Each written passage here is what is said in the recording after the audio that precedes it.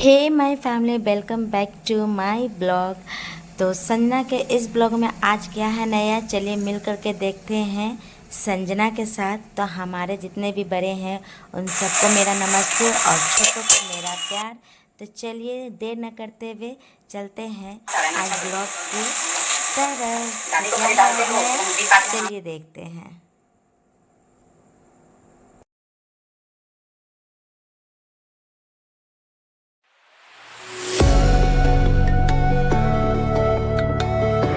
आज है अमावस्या और आज पितृपक्ष का आखिरी दिन है और हमारे घर में आज आखिरी दिन पर ही पितृदेव के नाम से घर में पूजा रखी गई थी, जिसकी तैयारी के लिए मैं आ गई अपने किचन में नहा धो कर के फ्रेश हो कर के सुबह सुबह।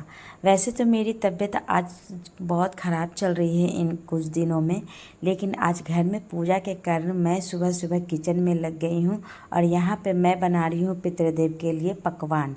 तो ये हैं हमारे दादा ससुर और दादी सास, जिनके नाम से आज घर में अमावस्या के दिन में पूजा श्रद्धांजलि रखी गई है। इनके नाम से आज दर्पण किया जाएगा, जो कि मेरे ससुर जी ही करेंगे। तो यहाँ पर जो है पंडित जी एक तरफ बैठे हुए हैं और एक तरफ मेरे ससुर जी हैं और एक तरफ मेरी सासू माँ जो है वो पंडित जी को पूजा सामग्री का सामान दे रही हैं। तो यहाँ पे मेरे ससुर जी को पंडित जी मंत्र के उच्चारण के साथ यहाँ पर अब मेरे दादा ससुर और दादी सास के नाम से पितृदेव के नाम से और यहाँ पे दर्पण कराया जा रहा है, जहाँ पे पंडित जी के द्वारा यहाँ पर पूजा को दर्पण को संपन्न किया जा रहा है। तो ये देखिए यहाँ पे मेरे ससुर जी हैं जो कि पूजा कर रहे हैं और पंडित जी सामने से पूजा करा रहे हैं। और ये ब्लॉग मेरी बेटी ने शूट किया है।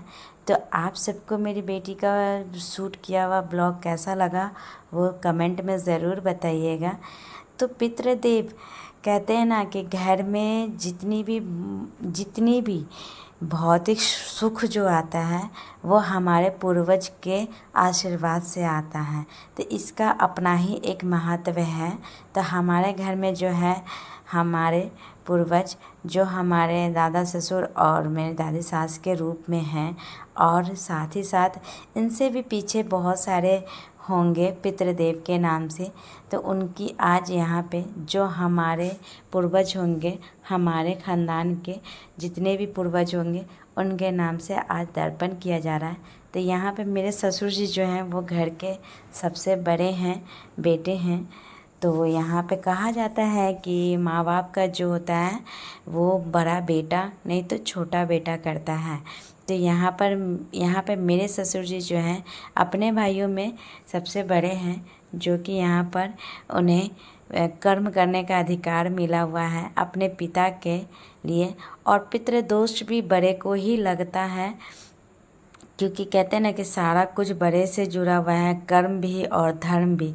तो यहाँ पे कर्म और धर्म हमारे ससुर जी द्वारा संपन्न किया जा रहा है। तो बहुत ही श्रद्धापूर्वक यहाँ पर जो है ना मेरे ससुर जी पूजा पाठ करा रहे थे। तो बहुत सारी मान्यताओं के अनुसार कहा जाता है कि पितृदेव की पूजा घर में होनी चाहिए। इससे हमारे पितृ खुश रहते हैं और भौतिक सुख और सुख का आशीर्वाद देते हैं। घर पर पोते पोती अपने जितने भी उनके फैमिली मेम्बर है, पोते पोती बेटा बहू सभी को आशीर्वाद देते हैं हमारे पूर्वज। तो ये 16 दिन जो पितृपक्ष का दिन होता है ना, वो 16 दिन का होता है। और इस 16 दिन को हम लोग बहुत ही नियम धर्म से मानते हैं हमारे घर में। हमारी सासू माँ तो और भी मानती हैं, क्योंकि हमारे घर में इस 16 दिनों में इन जो पितृपक्ष के 16 दिन होते हैं ना, इन दिनों में ना ही हमारे घर में लहसुन प्याज किसी तरह का तामसिक भोजन का इस्तेमाल यहाँ पर हमारे घर में इन 16 दिनों में नहीं किया गया। और वे बहुत ही श्रद्धा से पूजा किया जाता है। तो बहुत ही सात्विक भोजन हमारे घर में बनते हैं। और जो भी पक्ष का नियम होता है, जो कि मेरी सासू माँ काफ़ी मानती हैं इस चीज़ को। तो वो बहुत ही, जो हमारा रिचुअल्स है ना, उसको मेरी सासू माँ बहुत ही ज़्यादा फॉलो करती, बहुत ध्यान से फॉलो करती है। और मैं भी अपने सासू माँ को देखते देखते इन चीज़ों को फॉलो करने लग गई हूँ कि हाँ, हमारे घर में ऐसे होता है। कहते हैं ना कि बहू, जब हम लोग जब बेटी रहते हैं तो इतना ध्यान नहीं रहता है, लेकिन जब बहू बनते हैं और कर्म जो है ना ससुराल में आकर के ही लोग सीखता है। तो जो कर्म है ना, यहाँ ससुराल में आने के बाद ही पता चला कि हाँ, ऐसा भी कुछ होता है। और इस तरह से तो एक, जब पितृ पूजा होती है ना, तो एक अलग ही शांति सुकून मिलता है कि चलो हमारे जितने भी पूर्वज हैं उनका आशीर्वाद मिलता है कि चलो उनके नाम से एक दिन, और एक सुकून मिलता है कि पितृदेव के नाम से जो खाना हम लोग निकालते हैं, तो वो पशु पक्षी जानवर सभी लोग के लिए निकाला जाता है, जैसे कि हमारे घर में सभी के लिए निकाला गया था। तो ये सब चीज़ देख एक अनुभव है हमारे साथ का, जो मैं आप लोगों के साथ शेयर कर रही थी इस वीडियो के माध्यम से। तो यहाँ पर जब पूजा संपन्न होने के बाद एक अनुभव था, जो सासू माँ के साथ भी मैं शेयर कर रही थी कि हाँ सासू, कि ऐसा भी कुछ होता है। तो यहाँ हमारे घर में ना, मतलब कि हमारे जितने भी गोतियाँ हैं, फैमिली मेम्बर्स हैं, वो सब भी आने वाले थे, इस पूजा में सम्मिलित हुए हुए थे। तो मेरी बेटी जो है वो इतना ज़्यादा सूट नहीं की कि हाँ, बहुत लोगों को अच्छा नहीं लगता है ना कि वीडियो में आना ये सब चीज़ के लिए। तो मेरी बेटी ने इतना ज़्यादा सूट नहीं किया था, पर मैंने सोचा कि चलो हम अपने पब्लिक के लिए, हम तो अपने फैमिली, यूट्यूब फैमिली को तो साथ शेयर कर सकते हैं ना, तो इसीलिए ये वीडियो बनाया। और इस वीडियो में मतलब एक सीख भी मिलता है कि हाँ, ऐसा कुछ भी होता है बस। लेकिन मैं ना बस इस वीडियो से यही कहना चाहती हूँ कि जीते जी लोग जो है ना, अपने माँ बाप को इतना, मतलब जो बच्चे लोग देते हैं अच्छा बुरा जो भी, अपने माँ बाप को इतना कष्ट देते हैं या जाने अनजाने, तो प्लीज़ नहीं दें। क्योंकि जब माता पिता नहीं रहते हैं ना, तो इस तरह से जब इनकी श्रद्धांजलि की पूजा होती है ना, उस टाइम बहुत अकड़ता है, बहुत अकड़ता है।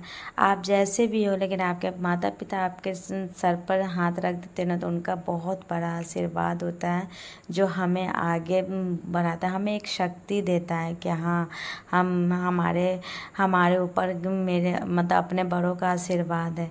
तो किसी को भी ऐसा नहीं करना चाहिए कि आप जीते जी पूछ नहीं रहे हो और आप लोग मतलब उनके मरने के बाद पुष्पांजलि कर रहे हो, श्रद्धांजलि दे रहे हो।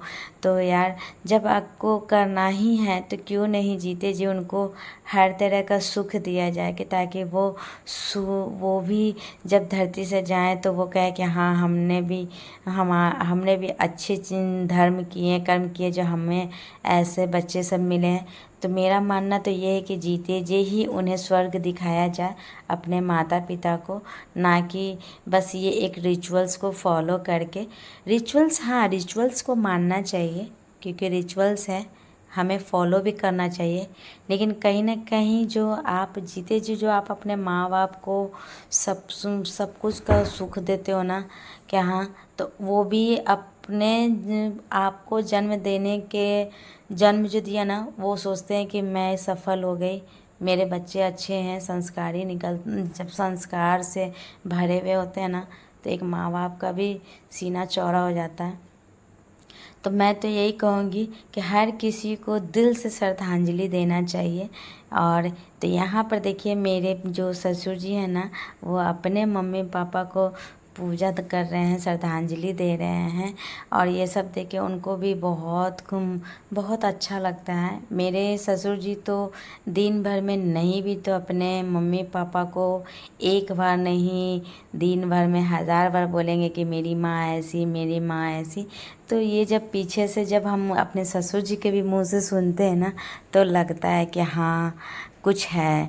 इनकी माँ कितना इनको मतलब सेवा की थी, कितना हर बात में माँ माँ माँ करते हैं ना, तो अच्छा लगता है कि इस उम्र में भी आके मेरे ससुर जी अपने मम्मी पापा को मतलब इतना मानते हैं, भूले नहीं हैं, उन्हें हमेशा याद करते रहते हैं और उनका नाम लेते रहते हैं कि मेरी माँ थी तो ऐसे, मेरी माँ थी तो ऐसे। तो ये सब सुनते हैं तो अच्छा लगता है। अभी तो यहाँ पर इतना ज़्यादा मतलब ये हो गया कि लोग अपने अपने को नहीं पहचान पाते हैं यहाँ पे। लेकिन हाँ, जब ये रिचुअल्स, और जानते हैं हमें ना अपने बच्चों को भी ये सब रिचुअल्स में शामिल करना चाहिए। इससे क्या होता है ना कि हमारे बच्चे भी इस तरह से रिचुअल्स को देख के वो संस्कार उनमें भी आता है कि हाँ, ये सब चीज़ का भी महत्व वो समझते हैं। जो आस्था में बिलीव रखते हैं ना, उनके लिए सब मैटर करता है। उनके जब उनके रहते हुए भी और उनके जाने के बाद भी। तो यहाँ पे मेरे चाचा ससुर जी हैं मेरे 2-2 3 तो सभी को यहाँ पे पंडित जी जो है वो टीका लगा रहे थे। और यहाँ पे मेरी सासू माँ भी जैसे लेडी लोग को टीका कर रही थी यहाँ पे, सासू माँ भी यहाँ पे श्रद्धांजलि देने के लिए गई।